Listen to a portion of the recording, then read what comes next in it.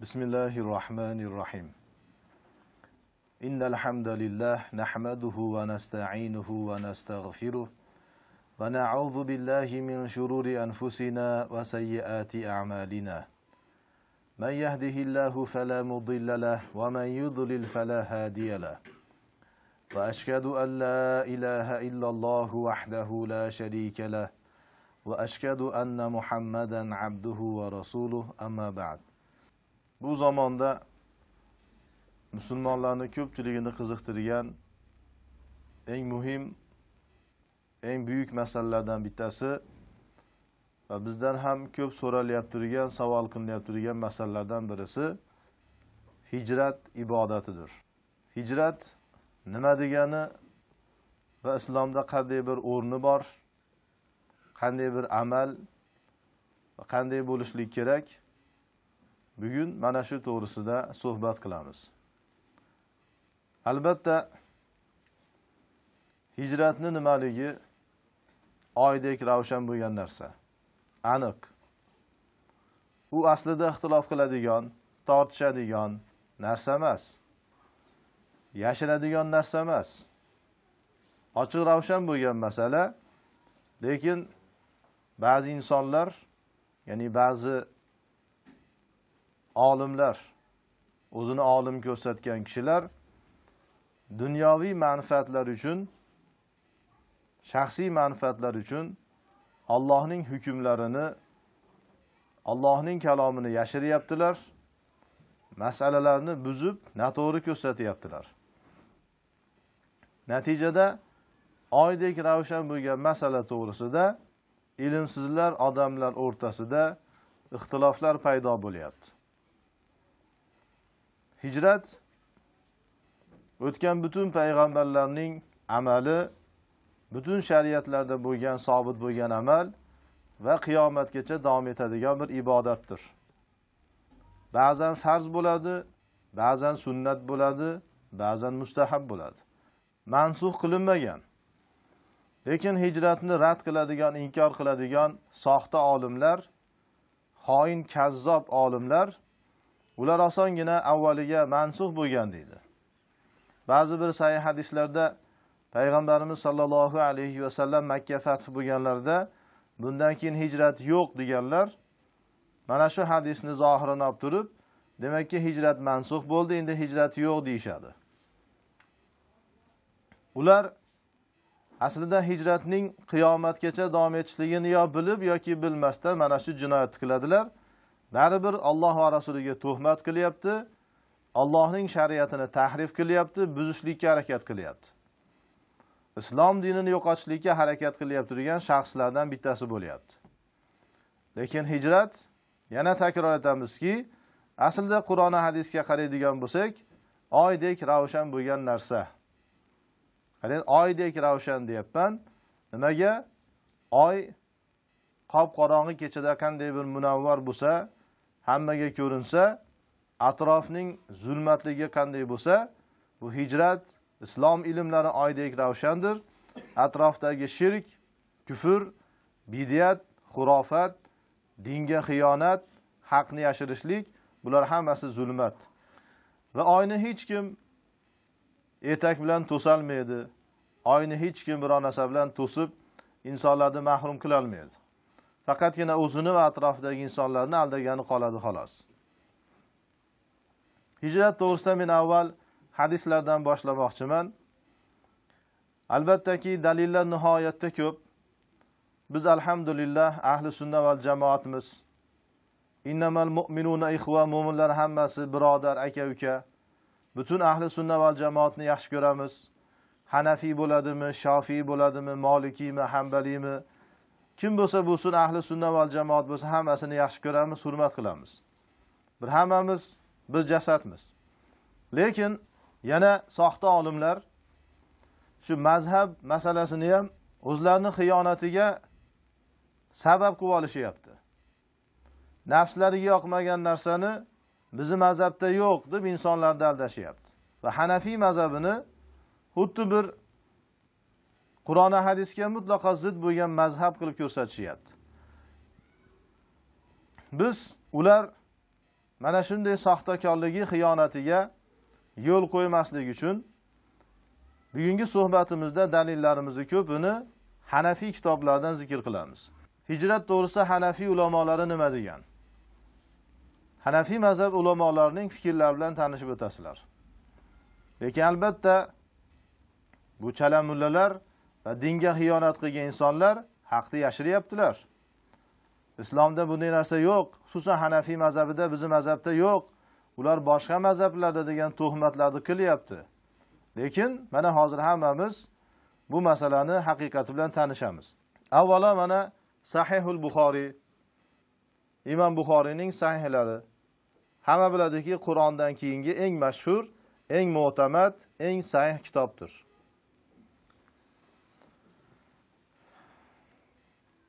Hozir men bir dalil ko'rsataman. Har qanday inson taajjub qiladi. Albatta ulamolar, ahli ilm kishilar bu narsalarni biladilar. Ulardan Alloh rozi bo'lsin. Ba'zi bir xoin, kazzob, dajjal olimlar mustasno albatta. Lekin millatimiz dinni qanchalik yaxshi ko'rsa ham, Qur'on va hadisni qanchalik yaxshi ko'rsa ham, Allohning hukmlariga qanchalik muhabbat, ehtiromi bo'lsa ham, lekin shar'iy ilmlarda mahorati bo'lmaganligi uchun ba'zan soxta olimlardan ta'sirlanib qolyaptilar. Lekin mana bu dalil albatta har qanday mu'minni hayratga soladi. Qarang, hijrat masalasi bir qiyin masala emas. Oqtarib topadigan, uni hal qilishlik uchun bir 20 ta yoki 200 ta kitob mutolaa qilishlik kerak bo'ladigan masala emas. Mana Buxoriyni oching, Sahihul Buxoriyni va birinchi hadis bor.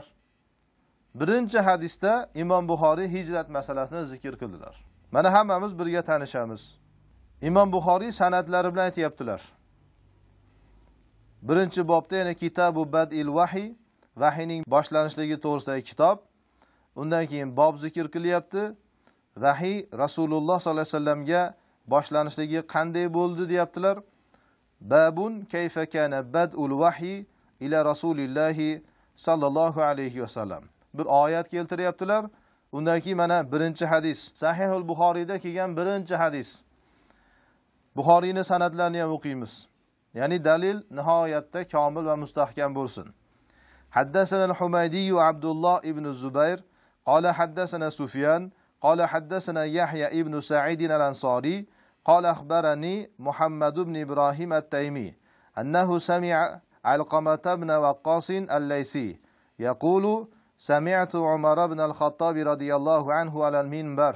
Alqamah bin Waqqas al-Laysi aytibdilarki, men Umar ibn al-Khattab radhiyallahu anhu ni minbarda turgan holatlarida mana bunday deb turganlarni eshitdim. Qala Umar ibn al-Khattab aytdiki, sami'tu Rasululloh sallallohu alayhi va sallam yaqul. Men Rasululloh sallallohu alayhi vasallamdan eshitdim.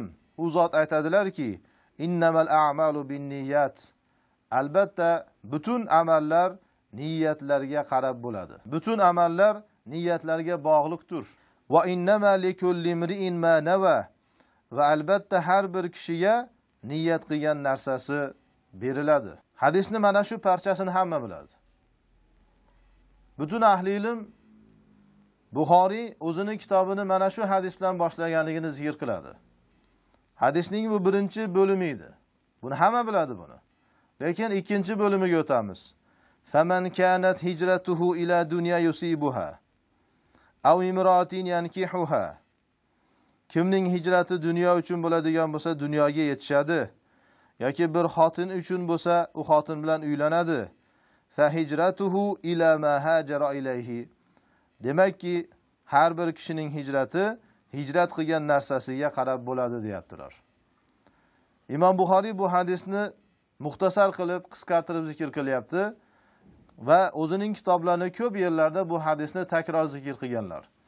Boshqa matnlarda keladiki, "Faman kanat hijratuhu ilallohi va rasulihi." Kimning hijrati Allohga va uning rasuliga bo'lsa, fa hijratuhu ilallohi va rasulihi. Uning hijrati Allohgadir va rasuligadir deb boshlanadi. Qarang, hijrat bilan boshlayaptilar. Shunchalik oson masala. Buxoriyda birinchi kelgan hadis. Mayli Buxoriyni hammasini o'qigani vaqt topa olmayib turgan bo'lishi mumkin. Yoki hammasini o'qigani qiynalyap turgan, mutolaasi bo'lmayib turgan bo'lishi mumkin. Lekin birinchi hadisda Imom Buxoriy niyat masalasini zikr qilib, hijrat masalasini zikr qilgandan keyin endi bu ahli ilm kishilar Allohdan qo'rqmaydimi? Uyalmaydimi?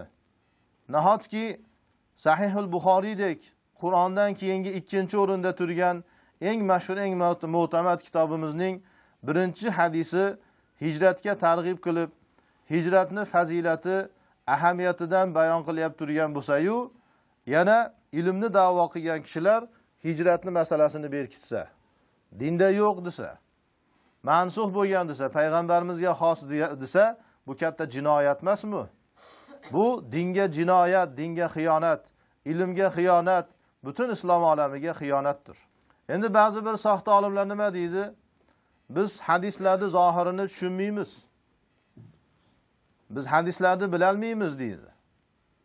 Biz hadislarni yetishlik uchun katta mujtahidlarning fikrlariga muhtojmiz. Bizga katta mujtahidlar, katta ulamolar yechib berish kerak deydi. Hadislarning zohirini o'qib turib hukm chiqarishlik joiz emas deyshadi. Bu gapni to'g'ri tarafi ham bor, noto'g'ri tarafi ham bor. Ya'ni avom uchun, ilmsiz insonlar uchun va shu gapni gapirib turgan soxta olimlar uchun oyat hadisning zohiriga qarab hukm olishlik joiz emas. O'zlari to'g'risida to'g'ri gapirishyapti. Lekin bir inson Qur'on hadisni chuqur o'rganib, arab tili qonunlarini ham chuqur o'rgangan bo'lsa va ijtihod qilishlik malakasini hosil qilgan bo'lsa, ko'p yoki oz, va ulamolarning, ahli sunna va jamoat ulamolarining ixtiloflari bilan tanishgan bo'lsa, fiqhdan xabari bo'lsa, tafsirdan, hadisdan xabari bo'lsa va usuli fiqh, usuli hadis, usuli Qur'ondan ham xabari bo'lsa, bunday kishilar oyat hadislarning zohiriga qarab hukm ola oladi. Bu kishilar o'zidan chiqarib turgan bo'lmaydi albatta. Chunki necha yillab shu ilm bilan shug'ullanganligi uchun boshqa ulamolardan tajriba hosil qilgan, boshqa ulamolardan olgan fikrlarni izhor qiladi va o'zida ham bir malaka hosil bo'lgan. Mana bunday insonlar oyat va hadislarning zohiriga qarab turib hukm chiqarishi mumkin. Hech kim buni man qila olmaydi. Qiyomatgacha davom etadigan bir fazilatdir. Mana dalil. Xo'sh, mayli endi ular insonlarni aldamaslik uchun yana o'zining xiyonatiga, o'zini jinoyatiga bir bahona topmasin, haqni inkor qilmasin, dinga, Qur'onga, hadisga, Allohning hukmlariga chegarasiz muhabbati bo'lgan millatimizni aldamasliklari uchun sharhlardan ham ko'ramiz. Mana bu qo'limdagi kitob Umdatul Qori, Sharh Sahih al-Buxoriy. Mana shu Buxoriyning sharhidir. Umdatul Qori kimiki? Badruddin Ayniniki. Bu kishi ham Hanafi mazhabida bo'lgan. Hanafi olamidagi, balki butun ahli sunnat va jamoat orasida eng katta muhaddis, mufassir, mujtahid, mufti, alloma, faqih bo'lgan ulamolardan bittasidir. Buxoriyga sharh yozganlar. Hidoyaga sharh yozganlar. Nihoyatda mo'tabar, nihoyatda go'zal kitoblari ko'p. Shu kishi Buxoriyni sharhida aytayaptilar. Alloh rozi bo'lsin, hadislarni nihoyatda mukammal, nihoyatda chiroyli sharhlaganlar. Biz hijratga tegishli bo'lgan yeriga qaraymiz. Bayanus sababi val mawrid. Bu hadisning, shu innamal a'malu binniyat hadisining vorid bo'lishligi va sababining bayoni. Payg'ambarimiz sollallohu alayhi vasallam bu hadisni nima uchun bayon qildilar? Bu hadis ummatga nima uchun taqdim qilindi? Bilasizlar, ba'zan ba'zi oyatlarning nozil bo'lishiga va ba'zi hadislarning aytilishligiga ba'zi sabablar bo'ladi. Lekin albatta oyat hadislar u sababga xoslanib qolmaydi. Ammo biz boshlanishligini tanishlik uchun, ilmimiz chuqurroq va mukammal bo'lishligi uchun bu narsalarga diqqat qilishligimiz kerak. Ishtahara baynahum anna sababa hazal hadis qissatu muhajiri Ummi Qays. Sahobalarning o'rtasida, tabiinlarning o'rtasida, xullas ahli ilmning o'rtasida bu hadisning sababi Ummu Qays radhiyallohu anha, buyuk mashhur sahobiyaning shartiga talabiga ko'ra hijrat qilib bu ayol bilan uylangan kishining qissasidir deyaptilar. Qarang. Ravahu Tabarani fil Mu'jamil Kabir bi isnadin rijaluhu siqat. Imom Tabarani Al-Mu'jamul Kabir kitobida rijollarning hammasi siqat bo'lgan sanad bilan rivoyat qilyaptilar. Ya'ni rijollari hammasi sahih bo'lgan, mu'tamad bo'lgan sanaddan keltiryapti. An Abi Wa'il an Ibn Mas'ud radhiyallohu anhu qol. Ibn Mas'uddan rivoyat qilinyapti. Kana fina rajulun khataba imratan yuqalu laha Ummu Qays. Biz ichimizda bir kishi bor edi. Ummu Qays degan ayolga og'iz soldi. Ya'ni sovchi jo'natdi, uylanmoqchi bo'ldi. Fa'abat an tatazawwajahu hatta yuhajira. Shunda bu ayol aytdiki, hijrat qilguniga qadar erga tegishlikdan yuz o'girdi. Ya'ni hijrat qilmasang senga tegmayman dedi. Fahajara fatazawwajaha. Bu kishi keyin mana shu shartga talabga ko'ra hijrat qildi va bu ayolga uylandi. Fakunna nusammihi muhajira Ummi Qays. Bu kishini biz hazillashib Ummu Qaysning muhojiri deb aytar edik. Shunday mashhur bo'lgandi deyaptilar. Va ulamolar aytadiki, Ummu Qays islom olamidagi eng fazilatli ayollardandir. Nimaga? Chunki bu ayol mana shu kishiga erga tegishlik uchun uning islomini mahr deb qabul qildilar. Islomini va hijratini mahr deb qabul qildilar. Qarang, bo'lsa mahr ayol kishini haqqi. Aslida moddiy bir boylik bo'lishlik kerak. Oltinmi, kumushmi, pulmi?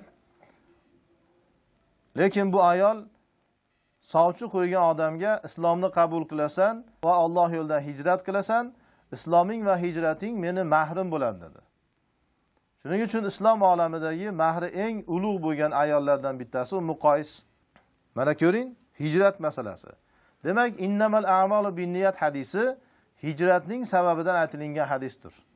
Boshidan oxirigacha hijratga tegishli bo'lgan hadisdir. Badruddin Ayni rahimahulloh aytibdilarki, hijratning qismlari ko'p. Fa'addaha ba'duhum khamsatan. Ba'zi ulamolar hijratni 5 ta deb sanaganlar. 5 qismga bo'lganlar. Qarang, mana ahli sunna va jamoat ulamolari, xususan Hanafi ulamolari hijratni rad qilmayapti. Balki hijratni 5 ga bo'lib, turi ko'p deyaptilar. Hijrat masalasi keng deyapti. Har bitta mu'minning bilishi kerak bo'lgan, o'rganish kerak bo'lgan masala deyapti. Al-ula birinchi hijrat ila ardil Habasha. Habasistonga bo'lgan hijrat. Sahobalarning Makkadan Habasistonga qilgan hijratlari. As-saniyatu ikkinchisi min Makkata ila al-Madina. Makkadan Madinaga bo'lgan hijrat. As-salisatu uchinchisi hijratul qabail ila Rasuli sallallohu alayhi va sallam. Boshqa qabilalarning Rasulullohga qilgan hijratlari. Ya'ni Makkadan boshqa mintaqalardan Rasulullohning oldiga kelgan sahobalar hijrat qilib kelganlar. Qarang, 3-turi. Ar-rabi'atu hijratu man aslama min ahli Makka. Makka ahlining ichidan islomni qabul qilgan kishilarning hijrati. Al-khamisatu 5-si hijratu ma nahallohu anhu. Alloh taolo nahiy qilgan narsalarni hijrat qilishlik. Hijrat degani tark degani, tark qilmoq, tashlamoq degani. Lug'atdagi ma'nosi. Istilohiy ma'nosi esa o'zgaradi. Keyingi kitobda yana to'xtalib o'tamiz unga. Boshqa ulamolar yana 3 xil hijratni qo'shganlar deyaptilar. Alula, 5 taga qo'shimcha.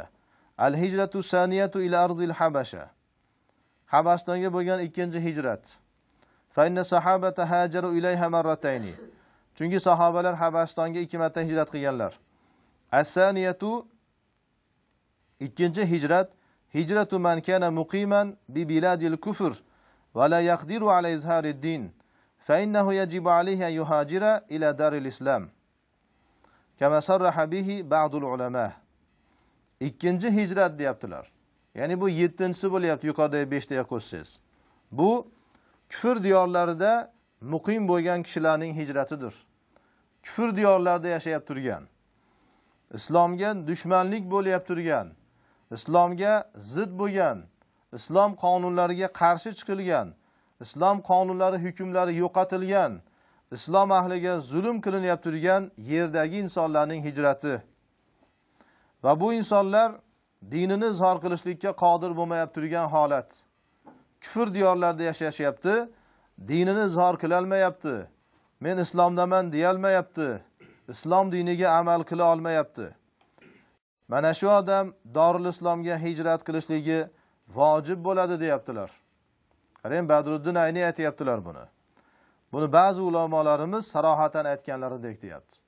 Ulamolar buni sarohatan ochiqchasiga e'lon qilib aytganlar.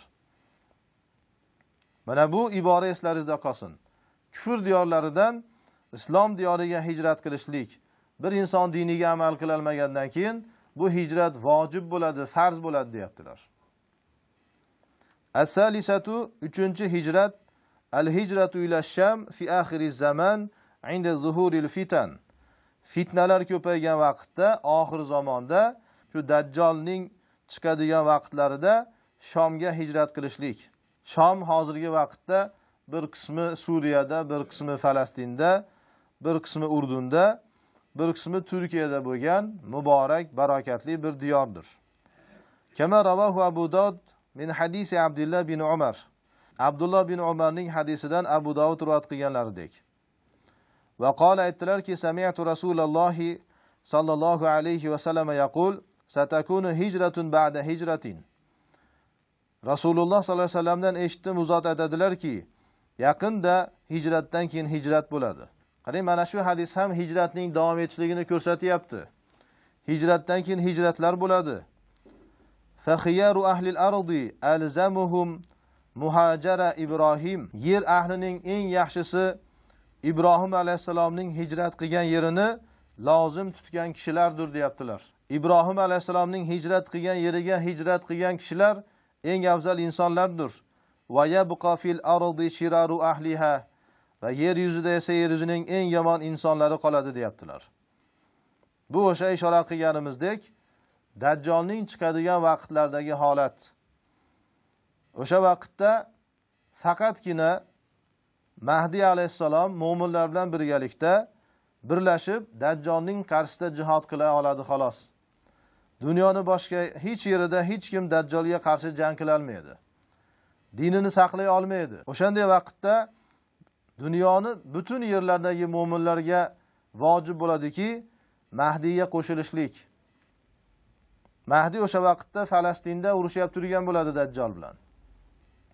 Mahdiga borishlik, Mahdiga qo'shilishlik vojib bo'ladi. Buning uchun hijrat qilish kerak bo'ladi.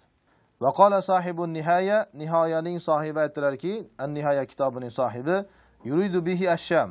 Payg'ambarimiz alayhisalom bu yerda hozir Ibrohim alayhisalomning hijrat qilgan yeri deb Shomni iroda qilyaptilar. Lanna Ibrohim alayhisolatu vasallam lamma kharaja min al-Iroq mada ila ash-Sham wa qama bihi. Chunki Ibrohim alayhisalom Iroqdan chiqqanlarida Shomga bordilarda va Shomda qoldilar. Endi mana ixtilofli masalaga kiryaptilar. Fa in qila, agar aytilinsa, e'tiroz qilinsaki, qad ta'arazatil ahadisu fi hazal bab, bu bobda, ya'ni hijrat qilishlik, qilmaslik to'g'risida hadislar bir-biriga qarama-qarshi kelgan. Farawal Buxoriy va Muslim min hadis Ibn Abbas radhiyallohu anhuma qol qala Rasululloh sallallohu alayhi vasallam la hijrata ba'da al-fath walakin jihadun va niyyatun. Buxoriy va Muslim rivoyat qilgan hadis bor, Ibn Abbosning hadisi. Rasululloh sallallohu alayhi vasallam aytdilarki, Makkaning fathidan keyin hech qanday hijrat yo'q deyaptilar. Lekin jihad va niyat bordir deyaptilar. Va izastunfirtum fanfiru. Sizlarni yoppasiga jihodga chaqirganlarida hammalaringiz jihodga chiqinglar deyaptilar payg'ambarimiz alayhisalom. Mana shu hadisni dalil qiladilar. Lekin agar siz sog'lom bir aql bilan eshitsangiz, tafakkur qilsangiz, bu hadis hijrati yo'qligiga dalil emas, balki borligiga dalil. Hozir Badruddin Ayni ham bu masalani hal qiladilar. U payg'ambarimiz alayhisalom bu hadis bilan Makkadagi mu'minlarning hijrat qilishlik masalasini aytayaptilar. Makka fathi bo'lishdan oldin Makkadagi islomni qabul qilgan kishilarga Makkadan Madinaga hijrat qilishlik farz edi, balki iymon edi. Iymon edi. Qarang, bu yerda masala bor bu yerda. Keyinroq bu masalani ham zikr qilamiz. Alloh taolo oyatlarda aytadiki, Makkadagi mu'minlar agar hijrat qilmasa, ularni iymoniga ishonmaylar deydi Alloh taolo. Makkaning fath bo'lishidan oldin Makkadan Madinaga hijrat qilishlik iymon edi. Qarang, farzdan ham muhim bo'lgan masala edi. Qancha namoz o'qisin, hijrat qilmasa e'tiborga olinmas edi. Endi Makka fath bo'lgandan keyin payg'ambarimiz alayhisalom shu masalani bildirib qo'yaptilarki, endi Makkadan chiqishlik farz emas, iymon emas. Makkada yashayveringlar, lekin jihad maqsadida chiqsalaringiz bo'ladi. Valakin jihadun deyaptilar. Va niyatun, ya'ni niyatun solihatun, solih bir niyat, go'zal bir niyatiki sizni Makkadan chiqaradi, bular davom etadi deyaptilar. Jihad qilishlik uchun hijrat bo'lishlik kerak. Hijratsiz jihad bo'lmaydi. Hijrat degani tark qilmoq dedik. Al-hijratu at-tarku lug'atan tark qilmoq. Shariatda esa tarkul vatan, vatanni tark qilmoq degani, hijrat degani. Jihad qiladigan odam g'oliban ko'pincha vatanni tark qilishlik kerak bo'ladi. Payg'ambarimiz alayhisalom shuning uchun aytayaptilar, Makka ahli endi bundan keyin Makka fathi bo'lgandan keyin hijrat qilishlari iymon emas, farz emas, lekin jihad uchun chiqadi albatta deyaptilar. Hadisning boshidagi qismini olib turib, biz Makkadan chiqmaymiz demanglar. Va yaxshi niyatda chiqishlaringiz mumkin. Masalan, ilm talab qilishlik maqsadida bu ham bir hijrat. Yoki dinga da'vat qilishlik maqsadida bu ham hijrat.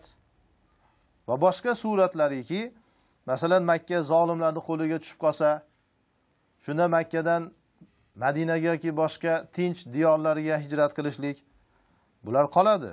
Mana hadisning davomida yana aytayaptilarki, sizlarni yoppasiga jihodga da'vat qilinganda jihodga chiqinglar deyaptilar.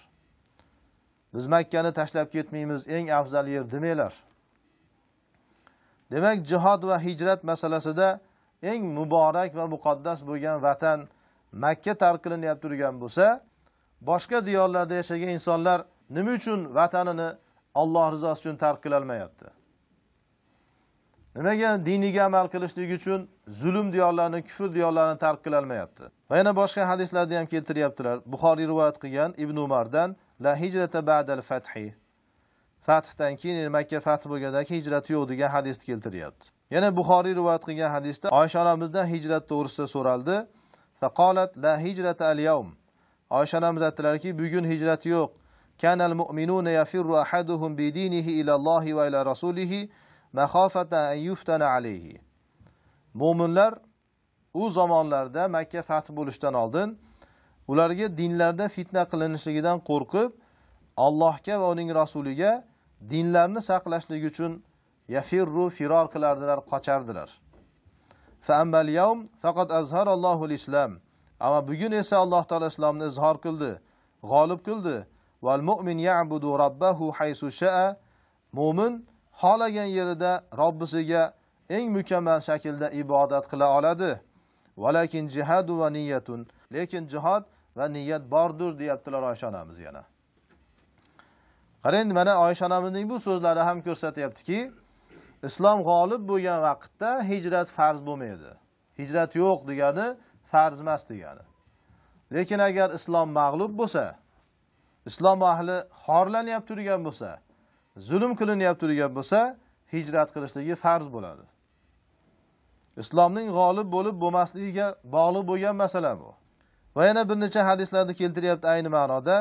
Keyin Badruddin Ayni aytayaptilarki, fahazila hadisu dallatun ala inqito'il hijrati. Mana shu hadislar zohiran qarasangiz, xuddi hijratning kesilganligiga dalolat qiluvchidir.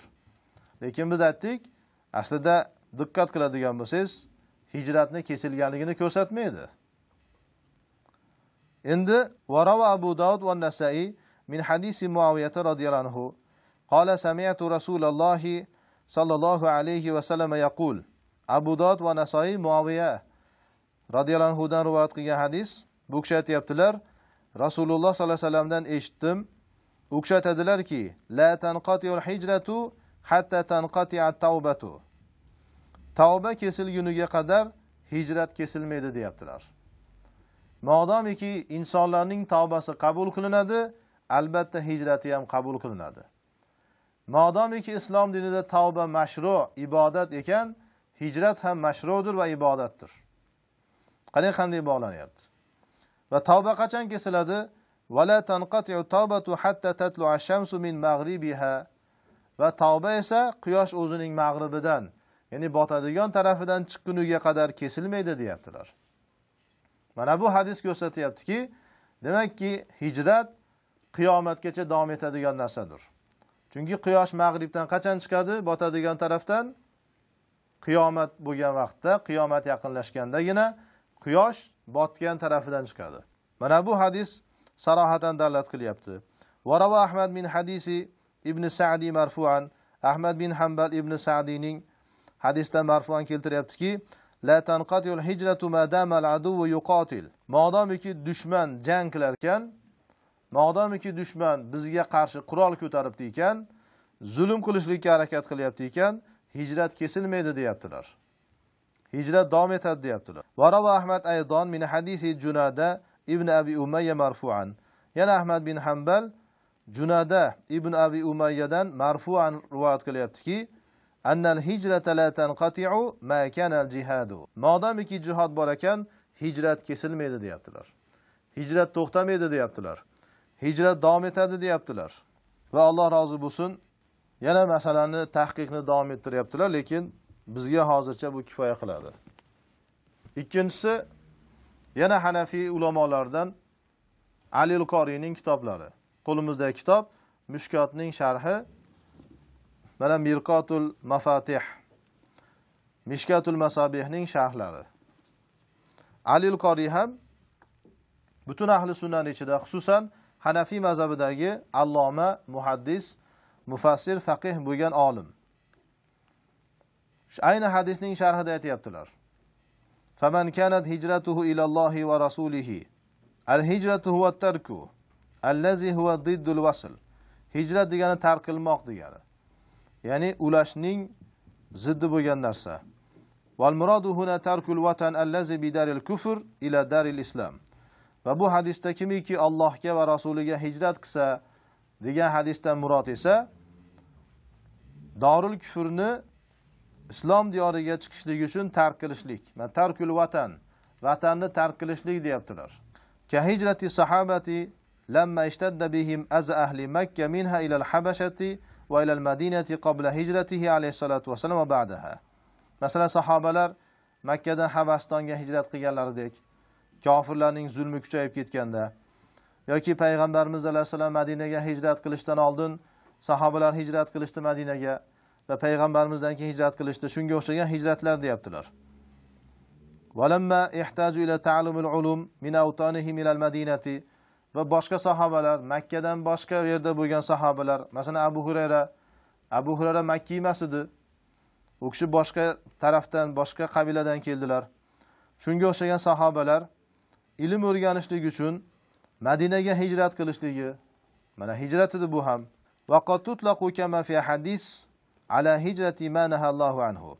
Va hijrat degan kalima, ya'ni hadislarda Alloh taolo man qilgan narsalarni tark qilishlikka ham ishlatilaveradi. Va hijratning yana bir turini aytayaptilar Ali al-Qori. Va minha al-hijratu min daril bid'ati ila biladis sunnah. Hijratning turlaridan yana bittasi bid'at diyorlardan sunnat diyorlariga hijrat qilishlik. Qarang, shunday bir diyorda yashayapsizki, hech kim sizni diningizga qarshi emas. Butun farzlarni bemalol ado qilyapsiz. Ammo bid'at xurofat ko'paygan. Hech kim sizga zulm qilmayapti va da'vatingizni qabul ham qilishmayapti. Ali al-Qori aytayaptilarki, bid'at diyorlardan hijrat qilinglar deyapti. Sunnat diyorlariga ketinglar deyapti. sunnatga muvofiq yashanglar deyaptilar. Qarang. Bizi zamondagi hanafiylikni da'vo qilgan insonlar farz bo'lgan hijratni rad qilar ekan, eski hanafiylar mana bid'at diyorlarini tark qilib sunnat diyorlariga boringlar deyaptilar. Va Alloh rozi bo'lsin, yana hijratning boshqa turlarini zikr qilyaptilar. Masalan, val hijratu li talabil ilm, ilm talab qilishlik uchun bo'lgan hijratlar. Endi oyatlardan ko'raylik. Bu Safvatu tafasir. Bizga zamondosh bo'lgan mufassir Hanafiy ulamolaridan Muhammad Ali Sabuniyning tafsirlari. Bu kishi ham Hanafiy mazhabida. Niso surasi 97-oyat. Alloh taolo Niso surasi 97, 98-oyatlarda zikr qilyapti. Astaizu billah. Innal ladzina tawaffahumul malaikatu zalimi anfusihim qalu fima kuntum qalu kunna mustad'afina fil ard qalu alam takun ardullahi wasi'atan fatuhajiru fiha faulaika ma'wahum jahannam wa sa'at masira.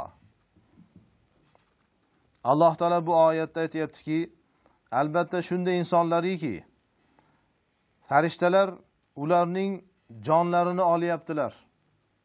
Ruhlarini olyapti o'lim vaqtlarida. Va bu insonlar o'zlariga zulm qiluvchi holatlaridadir. O'zlariga zulm qilgan. Demak, bular kofirlar emas, gunohkor musulmonlar. Shunda farishtalar aytdiki, qalu fima kuntum, sizlar qanday holatda edilaringiz? Hayotda qanday yashadilaringiz? Islomiy yashadilaringizmi? Yo kufriy yashadilaringizmi? Islomga amal qilib yashadilaringizmi? Yoki islomni tark qilib yashadilaringizmi? Aziz bo'lib yashadilaringizmi? Yo xor bo'lib yashadilaringizmi deb so'rashadi.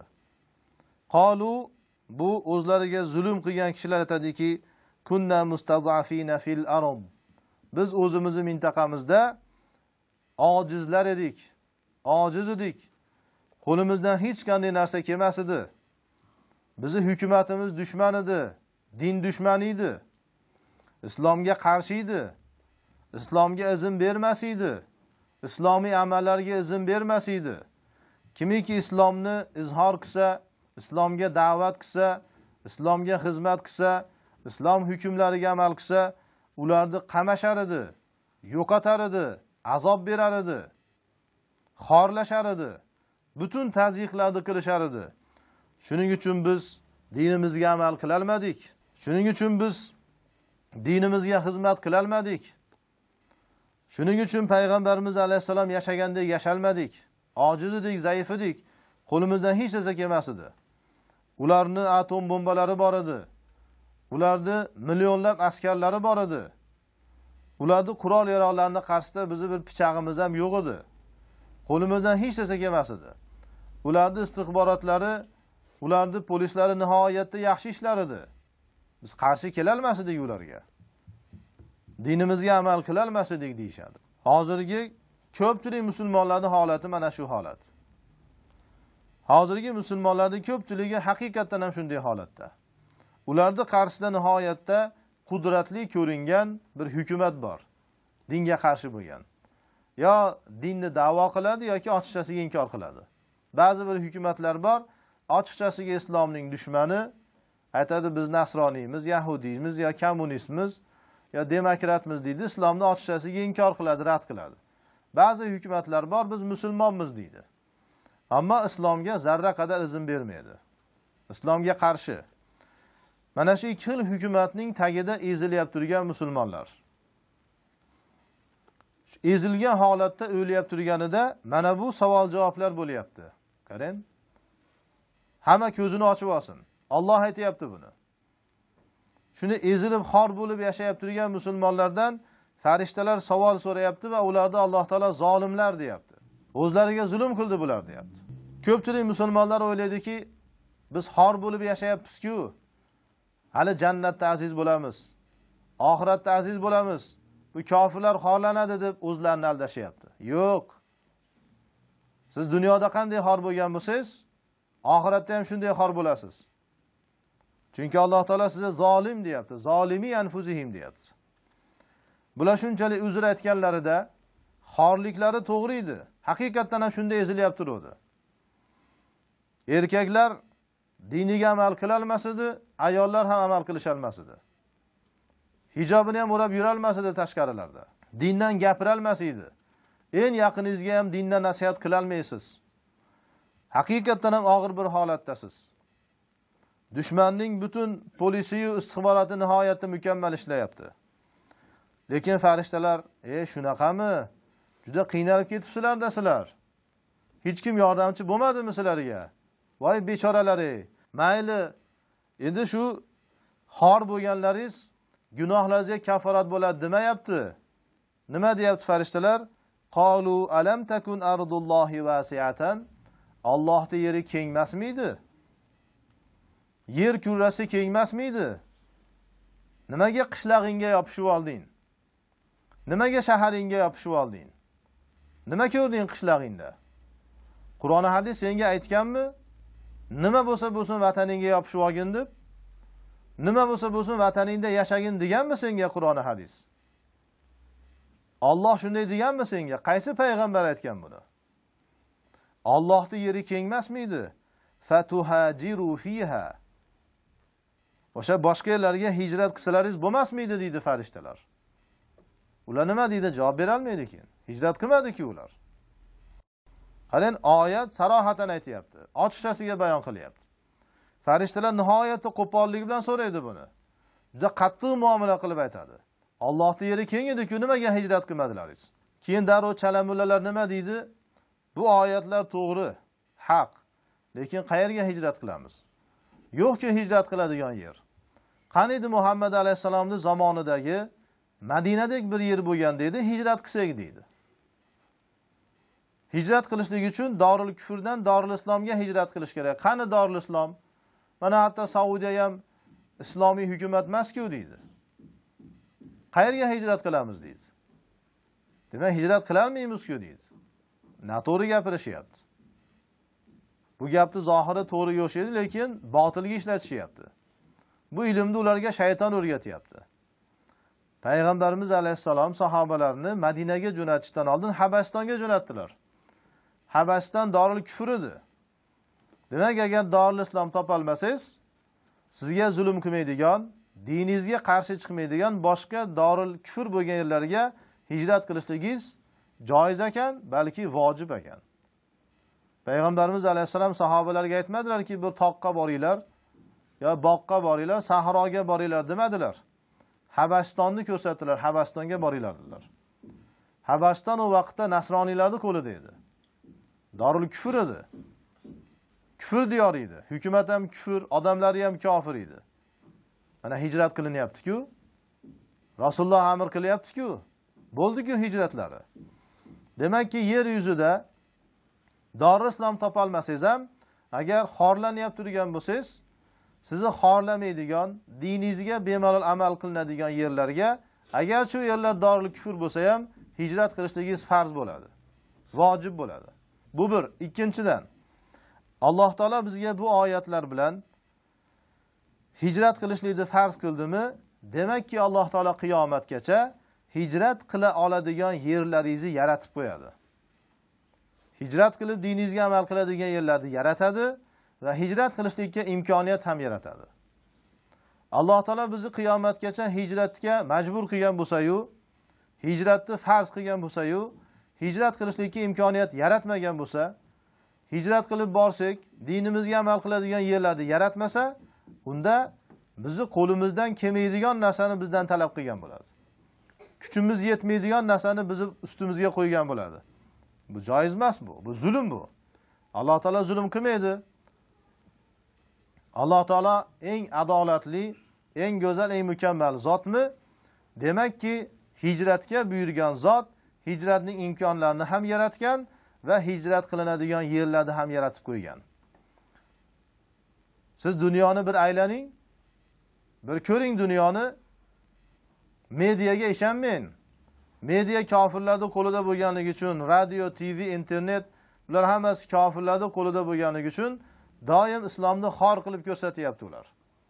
Dunyoni qayeriga borsang, baribir seni ushlab olamiz. osmonga tushsang oyog'ingdan, yerga kirsang qulog'ingdan tortib olamiz deyapti. Qo'rqityapti, yolg'on gapiradi, kazzob ular. Alloh bor. Alloh sizni hijratga buyuryapti, o'zi himoya qiladi. Hali keyingi darsda hijratning fazilati to'g'risidagi oyat hadislar bilan tanishamiz. Qarang, farishtalar ularning uzrini qabul qilmadi. Hijrat qilsalaringiz bo'lmasmiydi dedi. Endi mana shunday og'ir bir savol javobga tushishdan oldin hijrat qilaylik. Agar zulm ko'ryapti turgan bo'lsak, xorlanyapti turgan bo'lsak, xorlikka sabr qilmaylik. Dunyoni qayerida bo'lsa bo'lsin, qaysi millatdan bo'lsa bo'lsin, xorlanyaptimi? Namoz o'qiy olmayapsizmi? Hijrat qilishligingiz farz. Ayollar hijob o'ralmayaptimi? Hijrat qilishi farz. Da'vat qila olmayapsizmi? Hijrat farz. Qur'on o'qiy olmayapsizmi? Hijrat farz. Roza tuta olmayapsizmi? Hijrat farz. Hajga jo'natishmayaptimi? Hijrat farz bo'ladi. Ya'ni farzlardan man qilyapti turgan bo'lsa, hijrat qilishligingiz farz bo'ladi.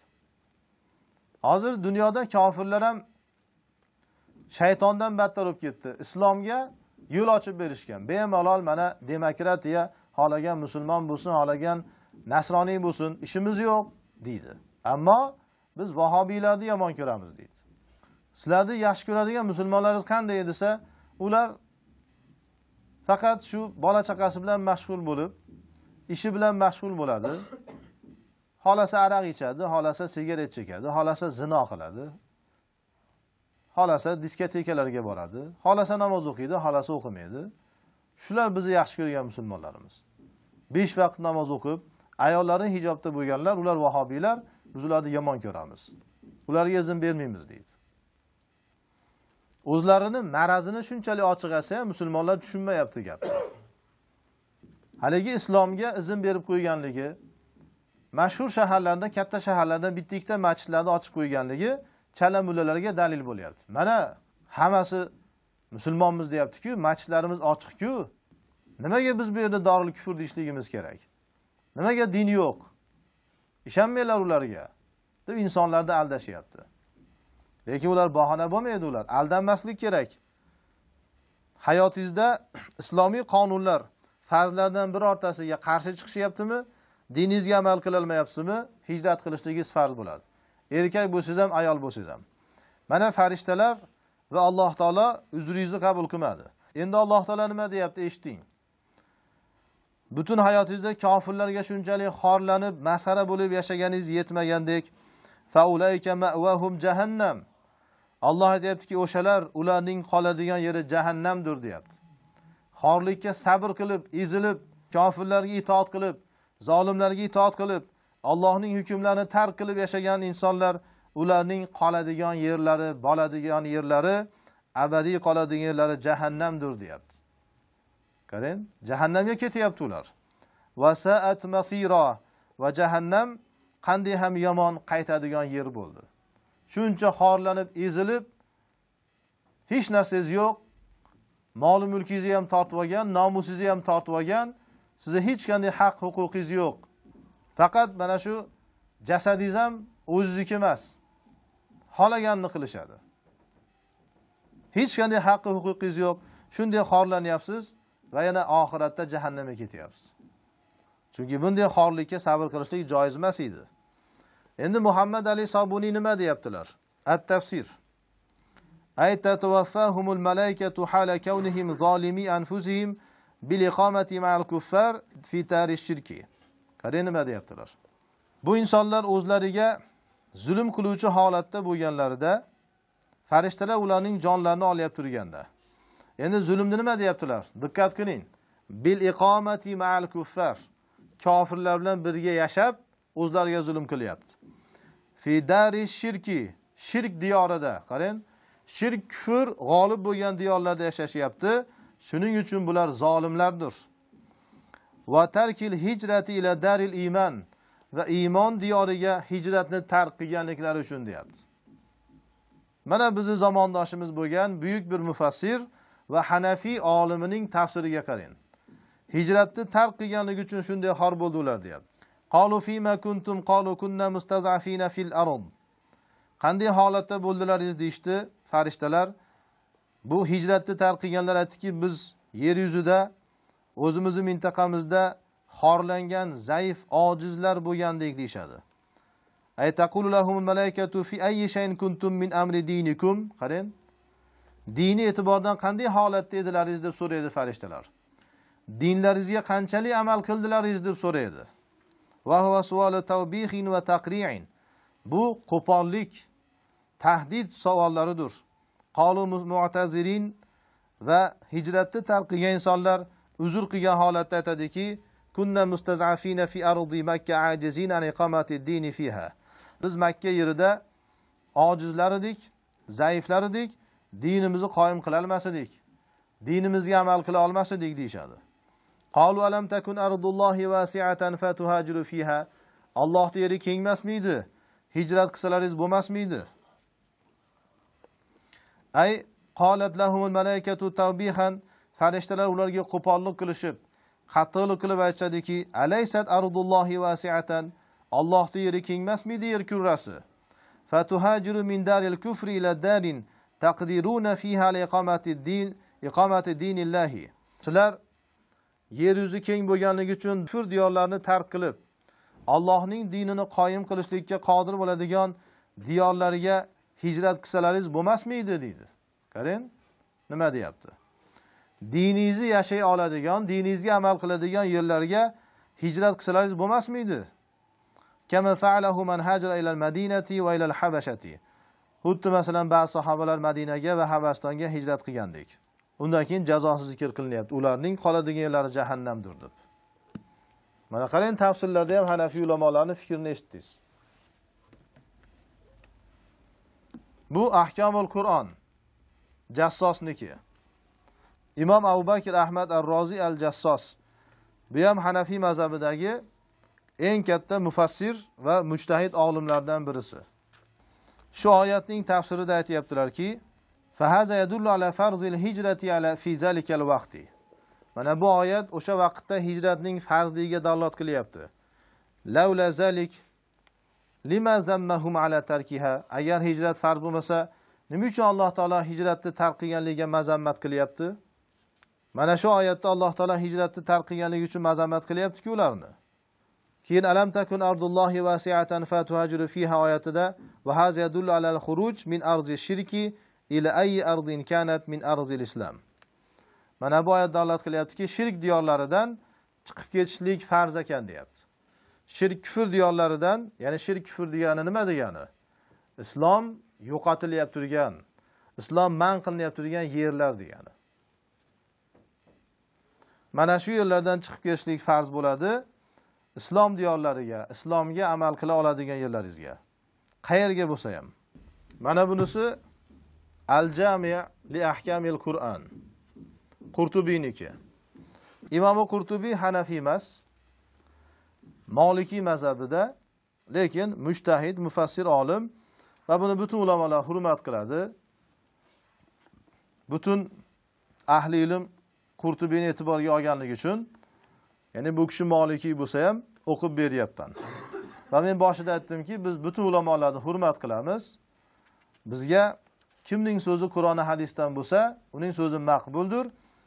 Lekin hozir dinga cheksiz, chegarasiz muhabbati bo'lgan, ixlosli, dindor millatimizni aldayib turgan chala mullalar, soxta olimlar Hanafiylikni bahona qilib bu hukmlarni rad qilyap turganligi uchun men Hanafiy kitoblardan zikr qildim. Ayni oyatning tafsirida aytayaptilar. Alam takun ardullohi wasi'atan alam takunu mutamakkinina qodirina alal hijrati wat taba'udi mimman kana yastaz'ifukum. Nihoyatda ajoyib tafsir qilyaptilar. Sizlarni ojiz qoldiradigan, sizlarni ezadigan, sizlarni xorlaydigan kishilardan uzoq bo'lishlikka va bunday diyorlardan hijrat qilishlikka qodir bo'lmadilaringizmi? Hijrat qila olmadilaringizmi sizlar? deb so'rayapti farishtalar. Va fi hadhihi al-ayati dalilun ala hijranil ardi allati yu'mal fiha bil ma'asi. Diqqat qiling.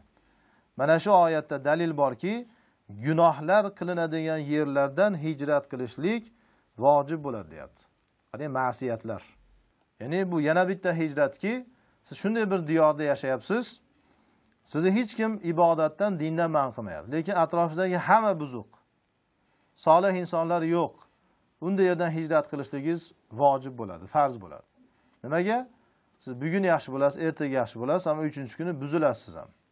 Va qala Sa'id ibn Jubayr: "Iza umila bil ma'asi fi ardin fakhruj minha."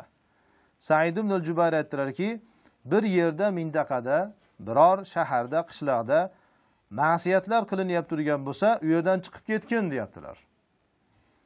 Va shu oyatni o'qiyaptilar. Va tala alam takun ardullohi wasi'atan fatuhajiru fiha. Allohning yeri keng emasmidi, hijrat qilsangiz bo'lmasmidi deyapti.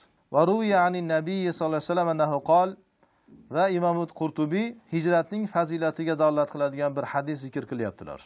Hasan Basriydan mursal holatda rivoyat qilingan. Buni Suyuti Ad-Durul Mansur tafsirlarida keltirganlar. Ibn Mardavahga nisbat berib, Hofiz ham Hasan Basriydan keltirganlar. Man farra bi dinihi min ardin ila ardin va in kana shibran istawjaba al-jannata. Kimiki bir yerdan boshqa bir yerga dinini saqlashlik uchun qochsa deyaptilar. Agarchi bir qarich bo'lsa ham, qarang, hijratga qanchalik mukammal bir targ'ib. Bir qarich bo'lsa ham qoching deyapti. Diningizni saqlashlikka harakat qiling deyapti. Mana shu odam o'ziga jannatni vojib qildi deyaptilar. Va kana rafiqa Ibrohima va Muhammadin alayhimassalom. Va bu kishi Ibrohim alayhisalom va Muhammad alayhisalomning do'sti bo'libdi deyaptilar. Chunki Ibrohim alayhisalom hijrat qilgandilar va Muhammad alayhisalom hijrat qilgandilar. Alloh taolo butun mu'minlarni Muhammad alayhisalom va Ibrohim alayhisalomga do'st bo'lishlik saodatini muyassar va musharraf qilsin. آخر دعوانا الحمد لله رب العالمين. ذاك العظيم في علا من أبدع الكون سوى سبحان الله وبحمد الله ولا إله إلا الله. ذاك العظيم في علا من أبدع الكون سوى سبحان الله وبحمد الله ولا إله إلا الله. من أنزل الأمطار وفجر الأنهار وأنبت الأزهار تزخرف الجبال.